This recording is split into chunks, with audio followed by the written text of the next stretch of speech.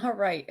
I think I'm finally here. We're a few minutes late, but welcome. Today is Open Book Broadcast with Allie, the right place, right times, lady boss, owner, founder, ghostwriter, writing coach and guide, girlfriend, all rolled into one.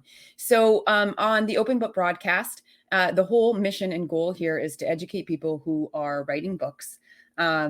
And want to know everything about writing and publishing and in between, and to be really honest and open about that, to be an open book, as it were.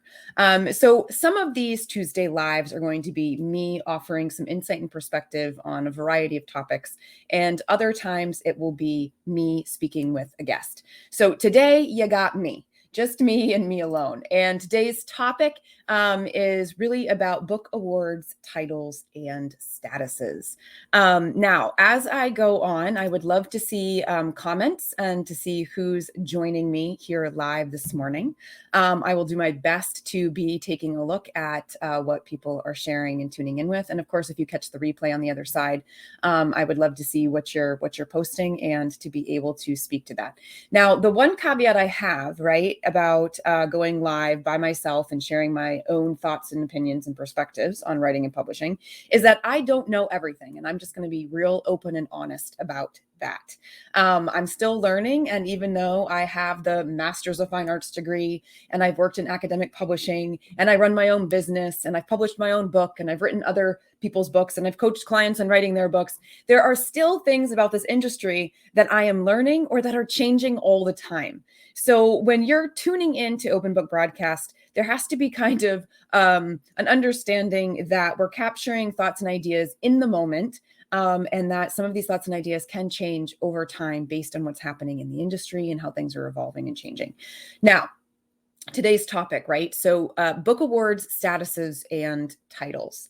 All right. So why are we even talking about this? So recently I went to a networking event and we were broken into Zoom rooms with a few other people. We had a few minutes to share who we were and what we did. And turned out that all of us in that Zoom room had books. But only one of us in that Zoom room had reached Amazon bestseller status. And this particular person who had reached it was very proud of that. Awesome. But what was unfortunate about that conversation was that that particular person got a little bit on their soapbox about a book's worth really being established by having the Amazon bestseller status, and attempting to tell the others of us that were in that Zoom room that we needed to establish that in order for our books to be taken seriously. As you can imagine, this felt very much like a slap in the face to those of us who are here. And perhaps that wasn't the intention of the other person, and that's not what they were trying to say, but that's certainly how it was felt, and not just by myself, but by other people. Reading body language and the energy in the room significantly changed. And I got to thinking, like, is that true? Is that actually true that our books are only as worth the titles or statuses or accolades that they win, that they're awarded, right? And I have to say that I disagree. I disagree because I think about things like Oscar award-winning movies, right? They're chosen by a select group of people, and those people are humans with subjective opinions and preferences, and they get to say that these titles are going to be nominated and these titles are going to be up for, the ultimate award, right? For movies. And yet there are so many other movies in the year that might have been great movies, right? But didn't make it to the final nomination, right? Or didn't end up winning the one and only title. Does that mean that the other movies that were nominated weren't good? No. Does that mean that the movies that weren't nominated at all were all terrible? Also, no, right? The other thing that I like to think about here, right, is that we have a bunch of different people who go to college and they get degrees, right? And so you can have a graduating class of people who all get the same degree. They all get the same credentials behind their name. And yet we know that not all of them are going to be the same caliber. Think about the number of doctors you might have gone to, and they all carry maybe MD at the end of their name or whatever.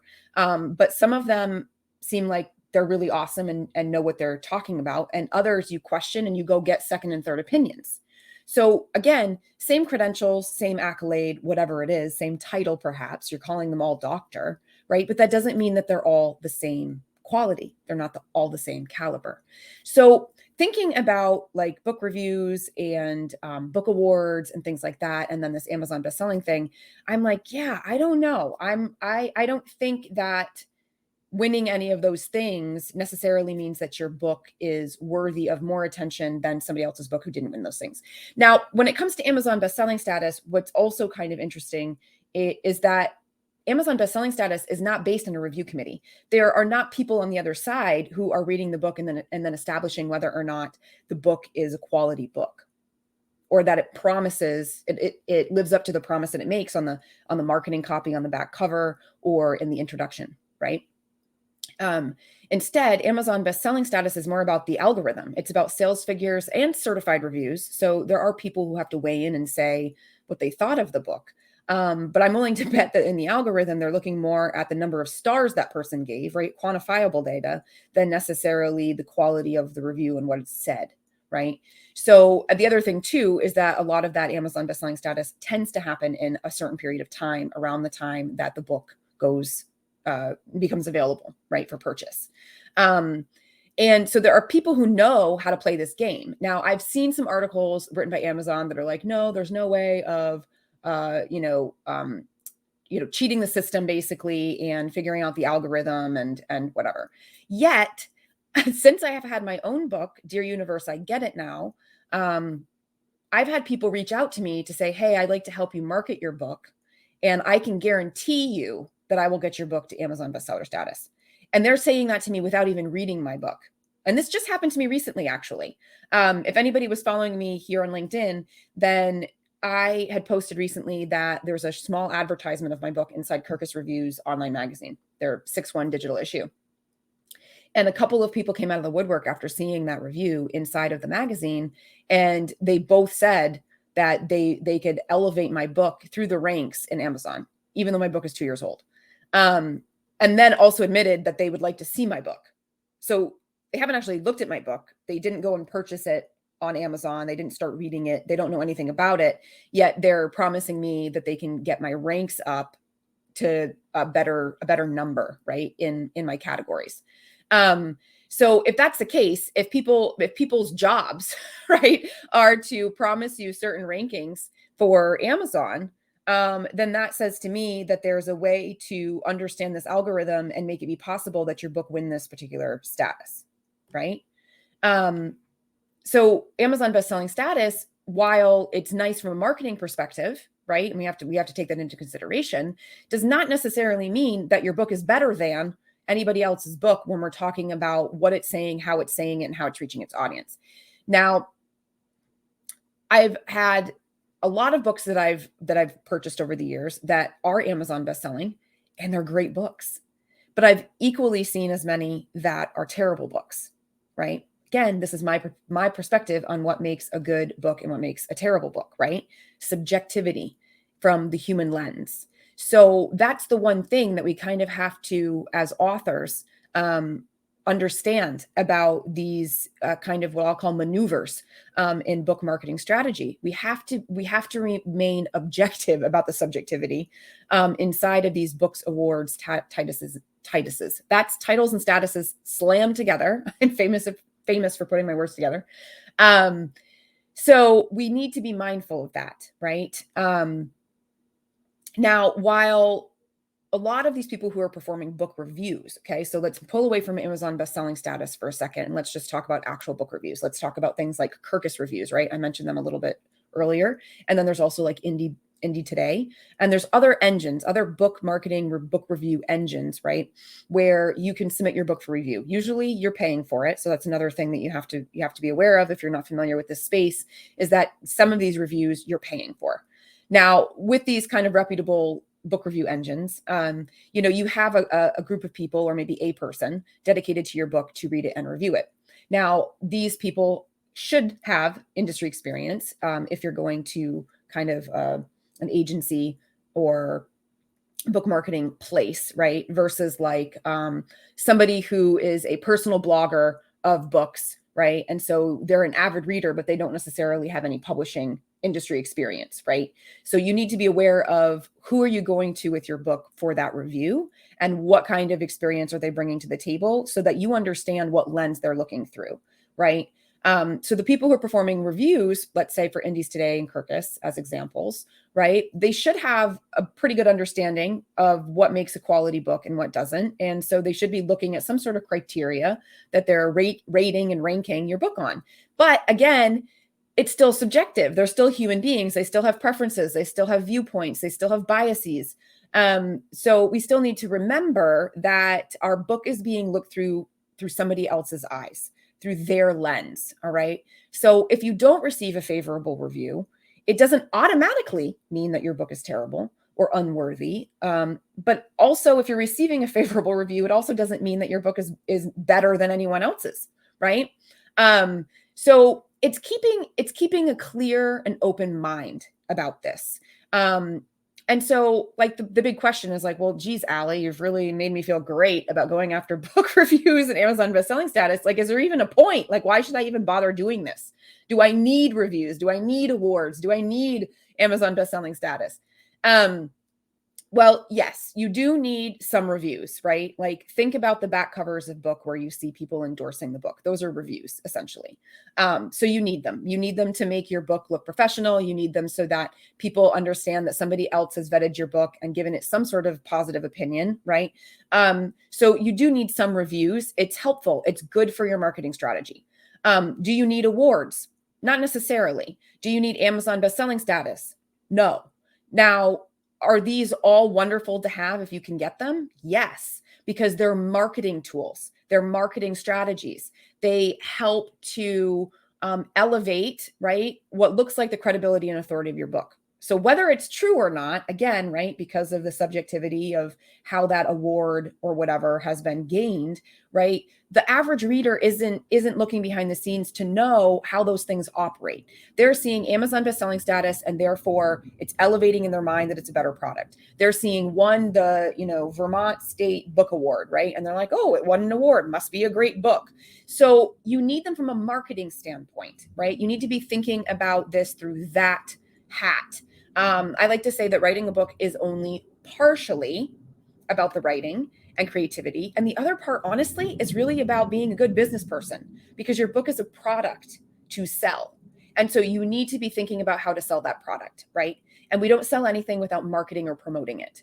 And how do we market and promote it? We market and promote it with telling people what they're going to get out of it, right? With social proof, right? And for books, that those reviews and those awards are essentially social proof, right?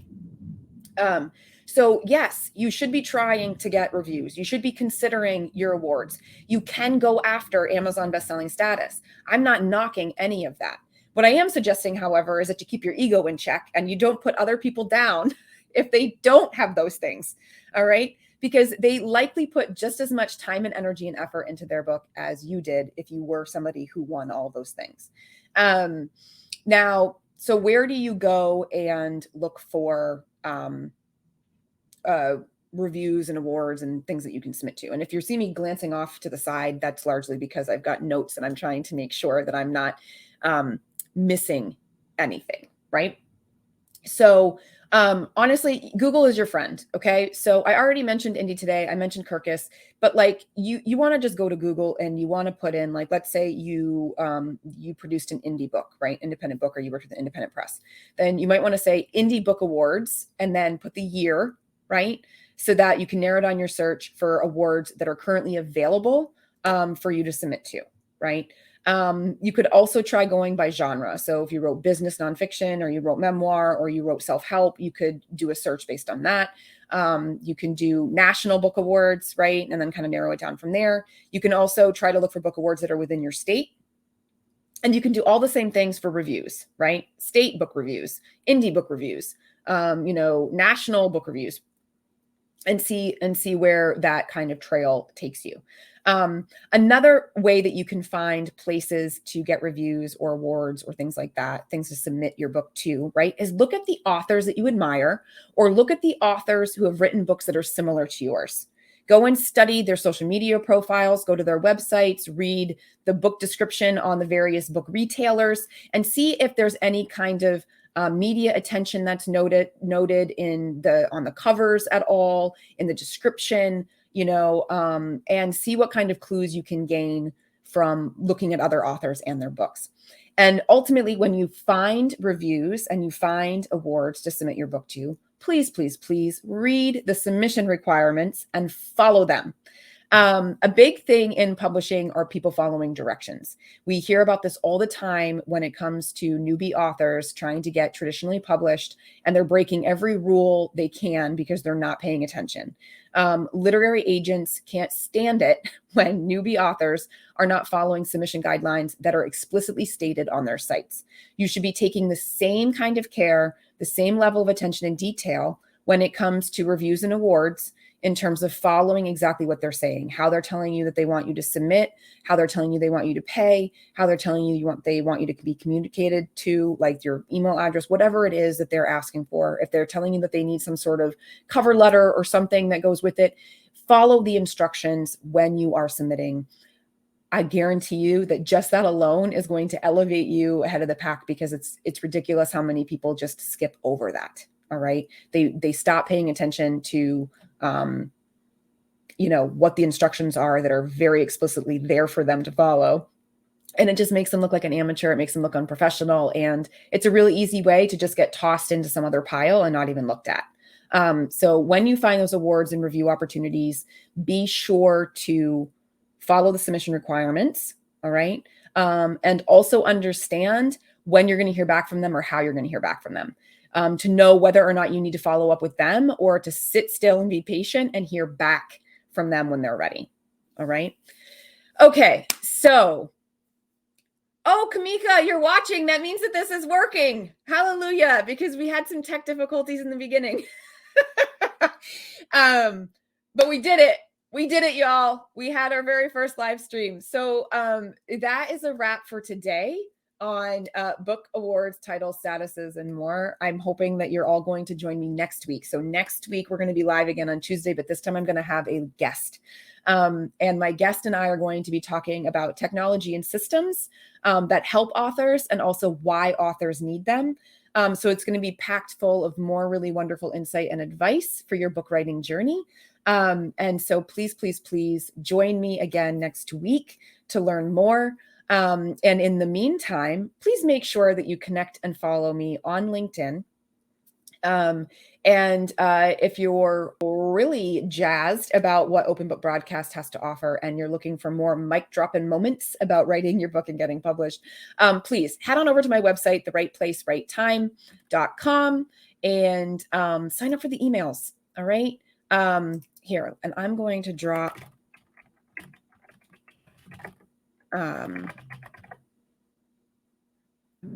this down into the bottom here. The right place, right time.com. All right. The right place, right time.com. So you can see that first right is WRITE and the second one is RIGHT. So come on over to the website, check it out. And then wait for that little pop-up box that asks you to join the email list, and you'll be hearing from me on a weekly basis, not just through Open Book Broadcast, but through emails. Ciao for now.